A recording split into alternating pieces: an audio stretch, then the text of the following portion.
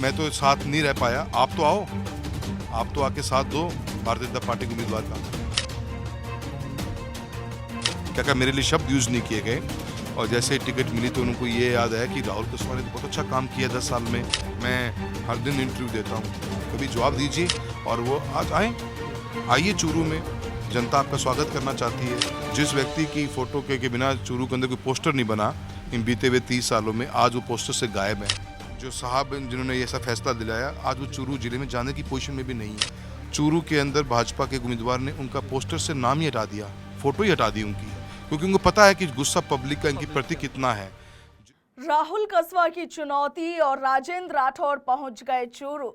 तो क्या राजेंद्र राठौड़ ने राहुल कसवा का ओपन चैलेंज एक्सेप्ट कर लिया है?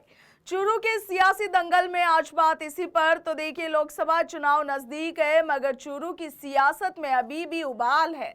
यहां बीजेपी के दो नेताओं के बीच ऐसी ठनी की बात कुछ ज्यादा ही बिगड़ गई, और इस बीच बीजेपी की ओर से लोकसभा चुनाव के लिए अपने कैंडिडेट्स की पहली लिस्ट भी जारी कर दी गई, जिसमें हुआ ये कि चूरू लोकसभा क्षेत्र से 2 बार के सांसद रहे राहुल कसवा का टिकट काट दिया जाता है।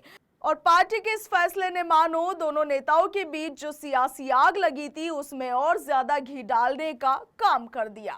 जैसे ही टिकट कटा, वैसे ही राहुल कसवा ने बगावत के सुर पकड़ लिए और बात इस्तीफे तक जा पहुंची। राहुल कसवा का अपनी पार्टी से ऐसा मोह भंग हुआ कि उन्होंने पार्टी से इस्तीफा देकर कांग्रेस का हाथ थाम लिया, और इसके बाद राजेंद्र राठौड़ को अपने बयानों से जमकर कोसा। अपने टिकट कटने का जिम्मेवार भी राहुल कसवा ने राजेंद्र राठौड़ को ठहरा दिया। उधर राजस्थान विधानसभा चुनाव 2023 में चूरू की तारानगर सीट से हारने पर जयचंदों पर ठीकरा फोड़ने वाले राजेंद्र राठौड़ इस पूरे घटनाक्रम के बीच चुप्पी साधे बैठे रहे। इस दौरान पंजाब केसरी ने राहुल कसवा के साथ खास बातचीत की और राजेंद्र राठौड़ के साथ उनके रिश्ते पर सवाल जवाब किए, जिसमें राहुल कसवा ने राजेंद्र राठौड़ पर सवाल उठाते हुए उन्हें चूरू आकर चुनावी प्रचार प्रसार करने की खुली चुनौती दे डाली। जो साहब जिन्होंने ये ऐसा फैसला दिलाया, आज वो चूरू जिले में जाने की पोजीशन में भी नहीं है, पहुंच भी नहीं पा रहे। चूरू के अंदर भाजपा के उम्मीदवार ने उनका पोस्टर से नाम ही हटा दिया, फोटो ही हटा दी उनकी, क्योंकि उनको पता है कि गुस्सा पब्लिक का इनके प्रति कितना है।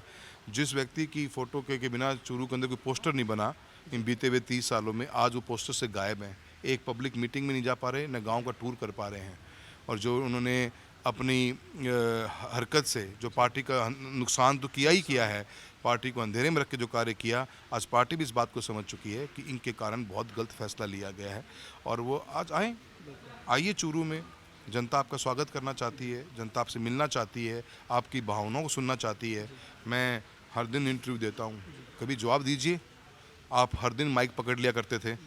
जो व्यक्ति पिछले 3 महीने में तो मेरे लिए कहा करता था कि क्या मेरे लिए शब्द यूज़ नहीं किए गए, और जैसे ही टिकट मिली तो उनको ये याद आया कि राहुल कसवा ने तो बहुत अच्छा काम किया 10 साल में, हम दोनों मिलकर जिताएंगे। तो मैं तो साथ नहीं रह पाया। आप तो आओ, आप तो आके साथ दो भारतीय जनता पार्टी के उम्मीदवार का। राहुल कसवा की ये चुनौती, और आप देखिए कि राजेंद्र राठौड़ रविवार को चूरू पहुंच भी गए। रविवार को चूरू पहुंचे राजेंद्र राठौड़ ने भाजपा पदाधिकारियों और इनके साथ ही कार्यकर्ताओं की बैठक में हिस्सा लिया, उसमें शामिल हुए और चूरू लोकसभा से भाजपा प्रत्याशी देवेंद्र झाझड़िया को प्रचंड बहुमत से विजय बनाने को लेकर रणनीतियों पर चर्चा की। हालांकि इस दौरान कसवा और राठौड़ का आमना सामना तो नहीं हुआ, मगर राठौड़ के चूरू दौरे को लेकर दोनों के समर्थक सोशल मीडिया पर जरूर भिड़ गए हैं।